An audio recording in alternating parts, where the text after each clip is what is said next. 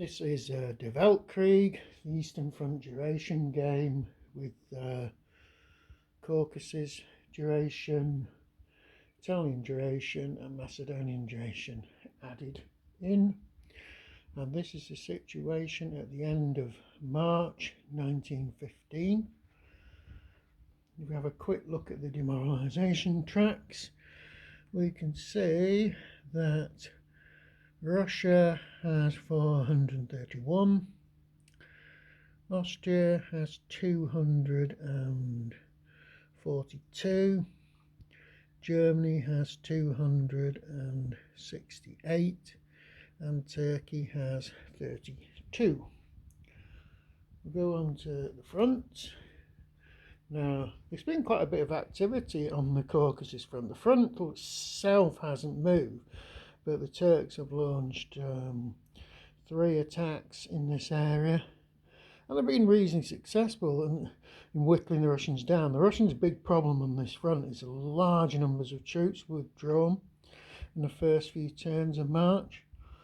Now, we assume they went to the Eastern Front.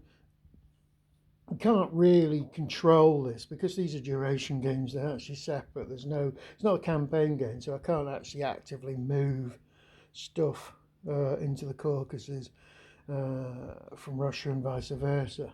So you're just under the control of the scenario reinforcements.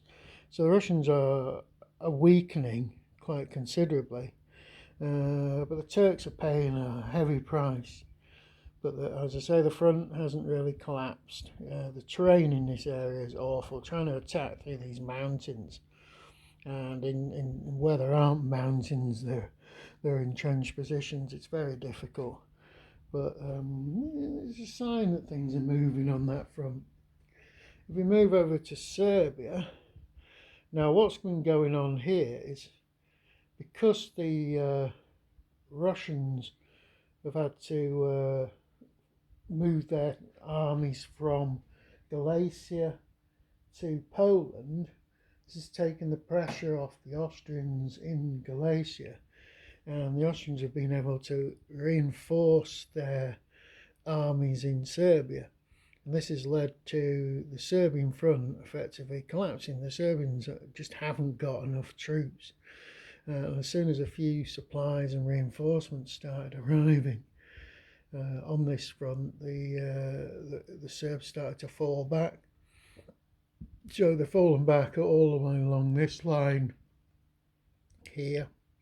So they've been pushed out of this area of Serbia, which is the hardest to defend because the terrain is clear in that part of Serbia.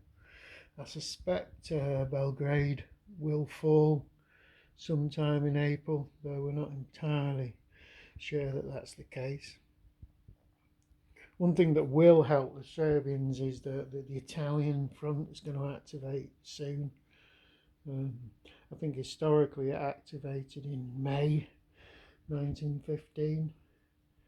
We've also got the possibility of the Bulgarians activating if the Serbians get pushed back, but they have to get pushed back a long way before that happens, although it does happen by default in October 1915.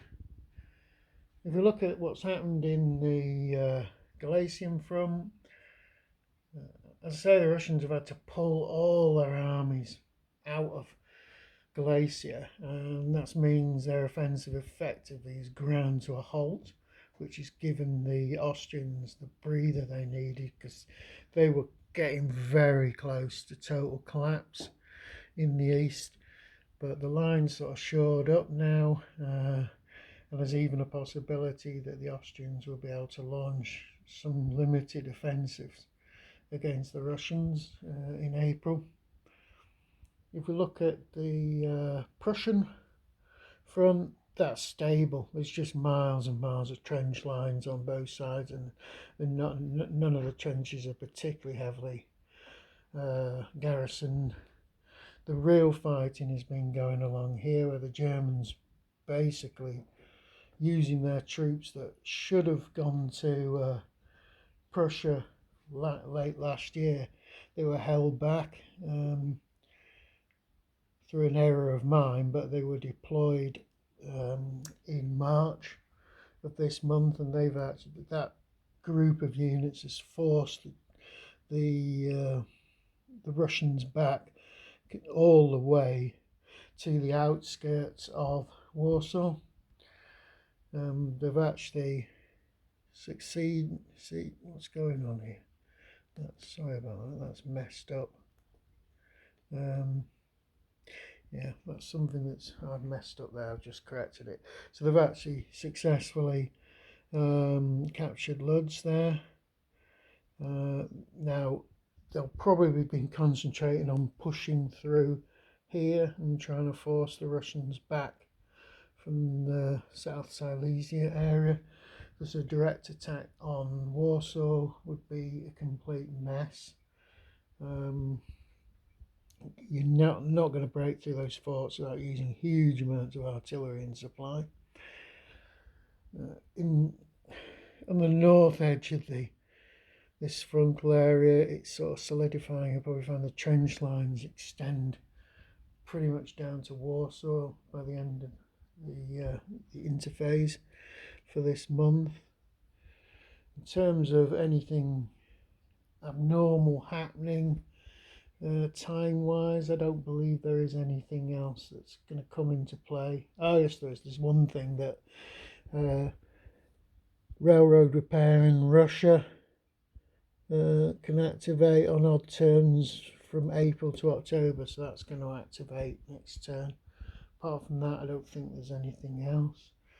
So yeah, to sum it up, the game swung heavily against the Entente powers and in favour of the Central powers. But I think Germany are running out of steam here. They're going to need a lot more reinforcements and a lot more supply if they're going to make a huge amount of progress in Poland. But we shall see. I don't really know what's coming in terms of reinforcements. Okay, well, that's it.